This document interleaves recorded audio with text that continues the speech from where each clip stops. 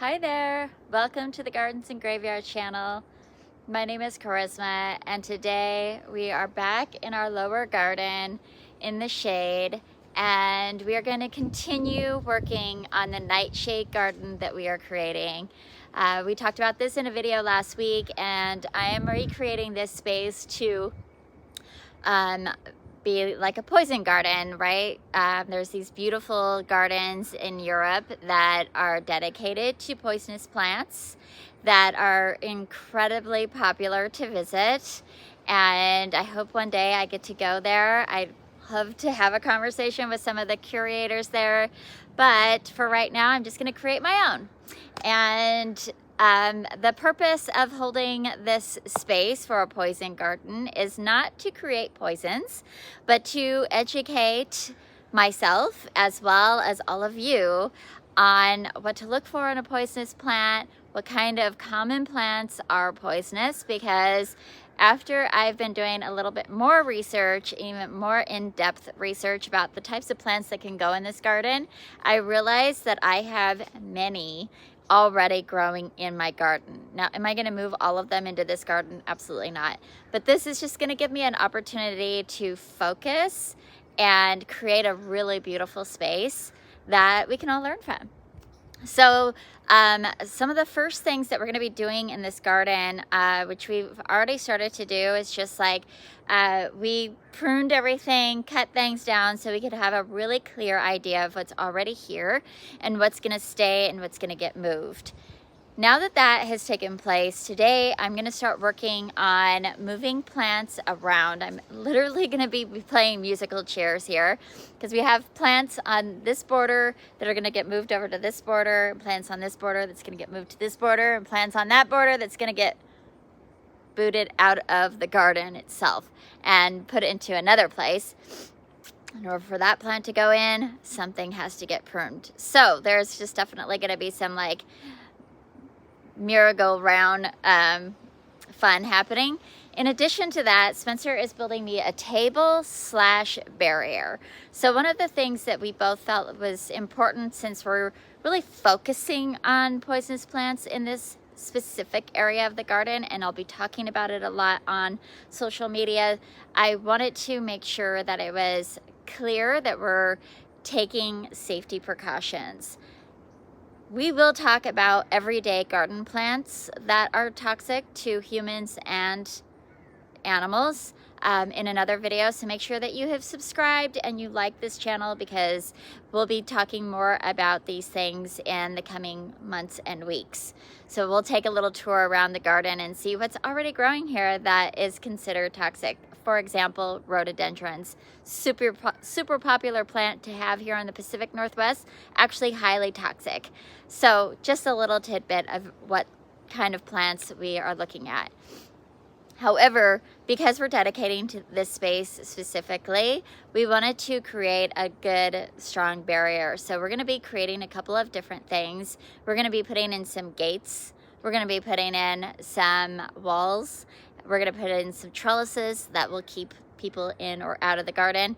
And we're going to be creating what's called a dead hedge, which I'm really excited about. We're not going to do all those things in this video, but as I said, just stay tuned, make sure you're subscribed, because we will be really focusing on creating those specific things in the next few weeks in this garden.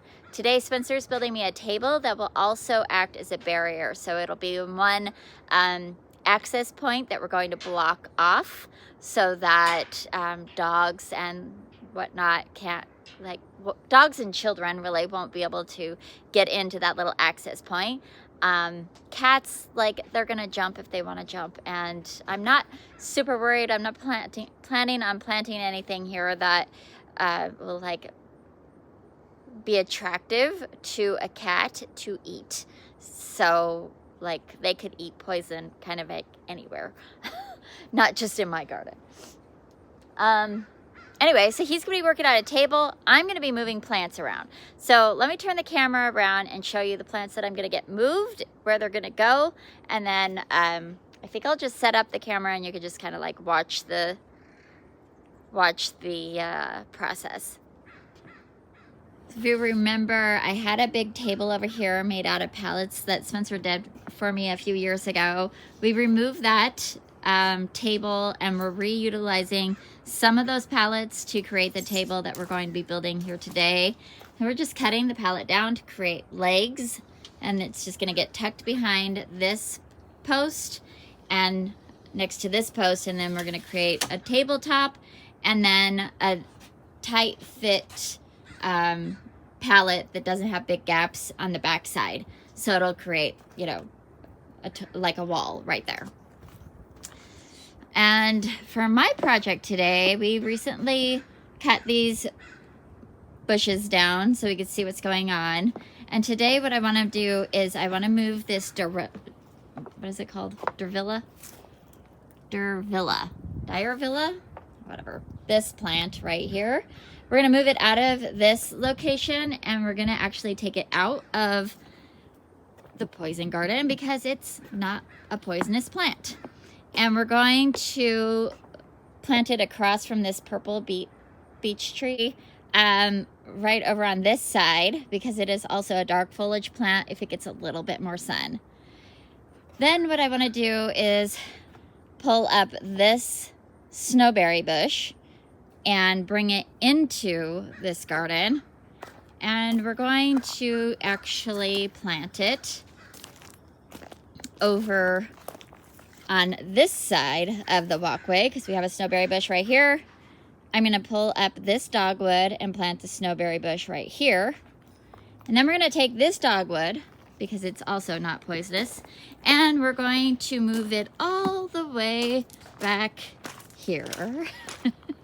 And we're just gonna move it over here. It'll get a little bit more light. It'll have a little bit more color in the stems because it'll have a little bit more light. And we're gonna cut back this Gaultheria. We've got these hydrangeas in a like semicircle here. We're gonna move this Gaultheria back, and I'm gonna plant the yellow twig dogwood right here.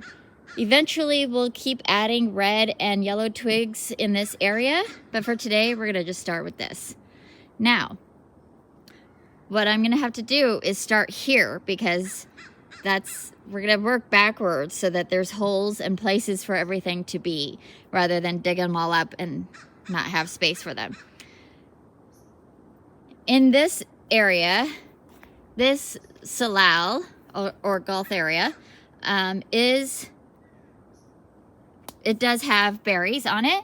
So there's a few ripe berries back there that I will make sure I harvest, but it doesn't look like much of this has berries, which is great because I thought that was going to be another step, as I was going to have to harvest berries first. Because the salal is producing berries all over the property, and that's something that I need to do in the next couple of days. But I was hoping that I wouldn't have to do so much of it right now when I want to get this other project done. So what I'm going to do is I'm going to grab my pruners and my gorilla cart so I can put all the trimmings in there, and I'm going to grab some biotone so that all the plants get moved, get a little root fertilizer, and that's it.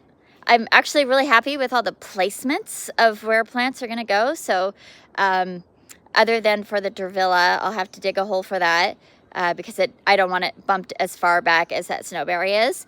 But everybody else will just already have a hole. So everybody else, well, I guess it's just going to be the snowberry will have a hole where the dogwood is. And then I'll have to dig a hole for the dogwood. Anyway, not a big deal. So we're going to just get 1, 2, 3 plants moved and a little bit of pruning done. I think I might even prune a piece of a rhododendron because the next thing that we're going to start working on is our dead hedge, which I'll talk about more in another video. If you don't know what a dead hedge is, make sure that you tune in because we're going to be doing a lot of that in the next couple of weeks. So, but I think a piece of this rhododendron is going to be in the way of that hedge. So I'm going to move that while I'm working in the area. All right, so I'm going to go grab my things and then I'll turn the camera on and you can see me move all the plants around, and then we'll go over a little bit more of the specs and stuff like that when I'm done getting them planted.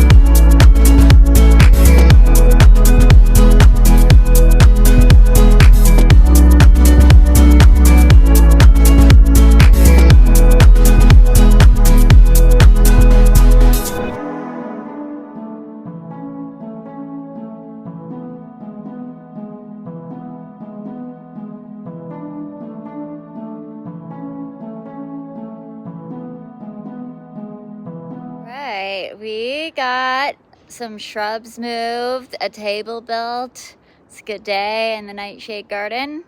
Let me turn the camera around and show you where everything ended up and how everything's looking now. I still need to water everything in and top dress with compost, but I'll probably do that later this evening. I'm gonna go have some lunch. Spencer's upstairs making some lunch. Yeah, so let's just take a little walk and see how things turned out. So first off, Spencer got this table built using pallet scraps, which I'm super excited about. And we still need to put the wall on the back so that there's no gap underneath. But we're really close. This was the hardest part, getting this leveled. We had to dig down on this side quite a bit. See how far. We had to dig down about 9 inches on one side and 6 inches on the other to make it level. And, you know, measuring and piecing everything together took a minute.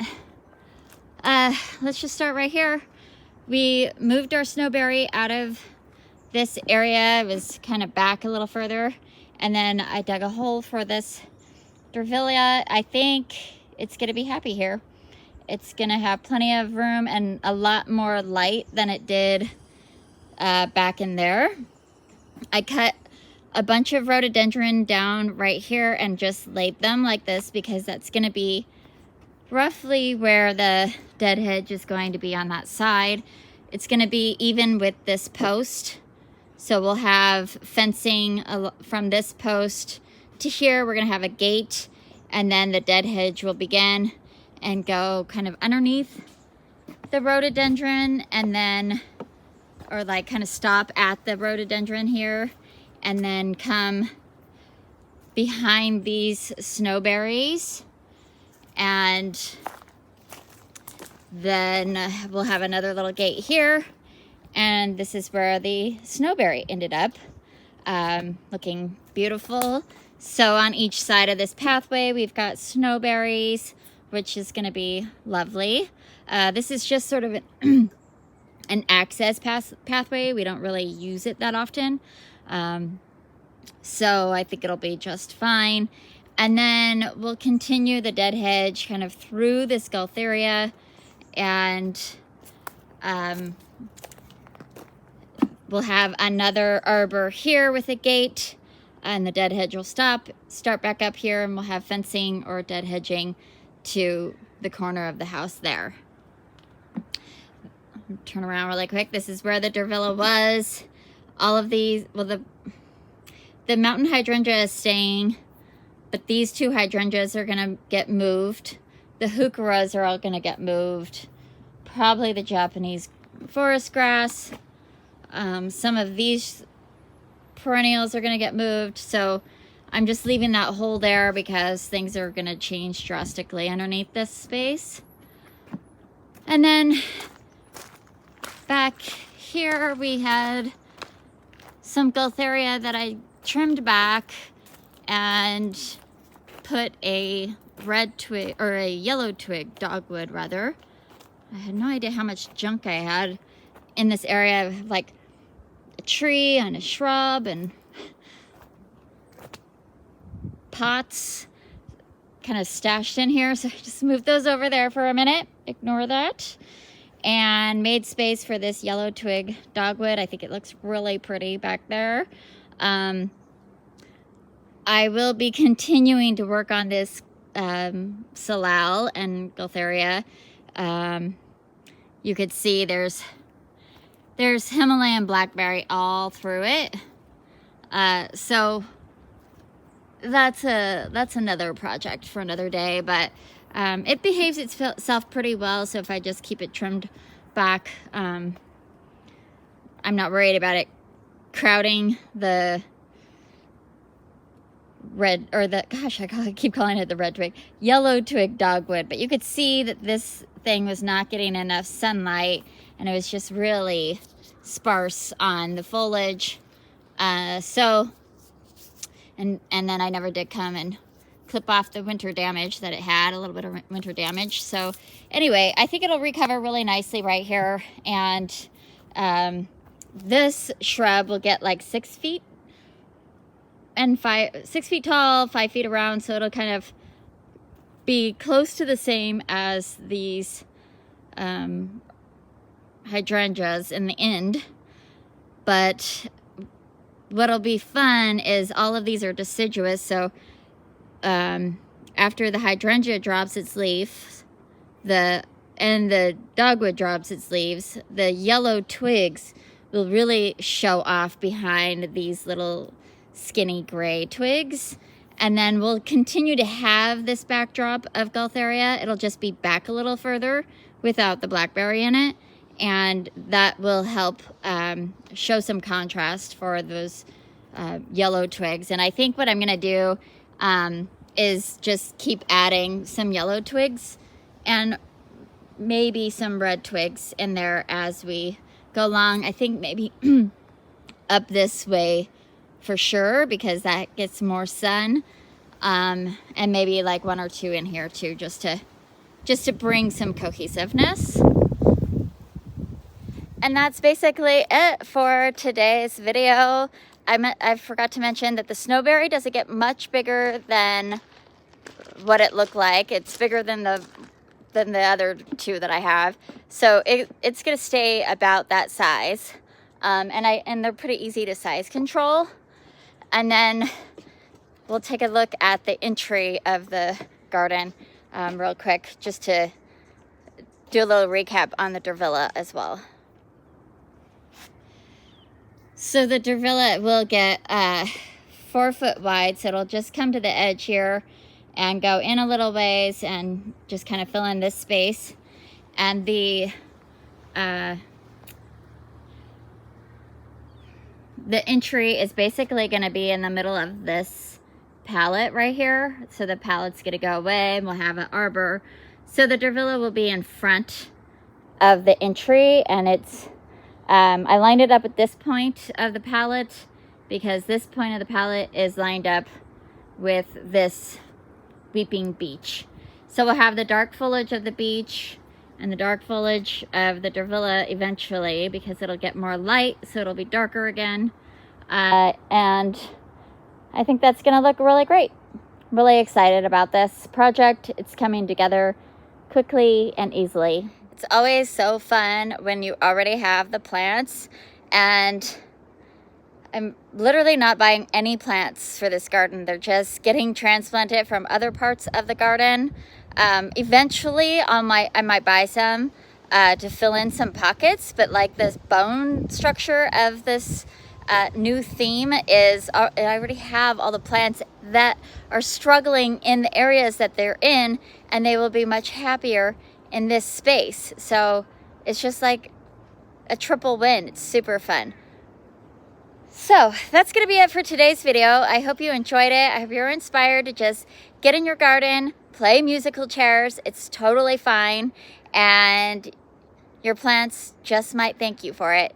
But I hope you're celebrating your life, and I'll see you in the next video. Bye.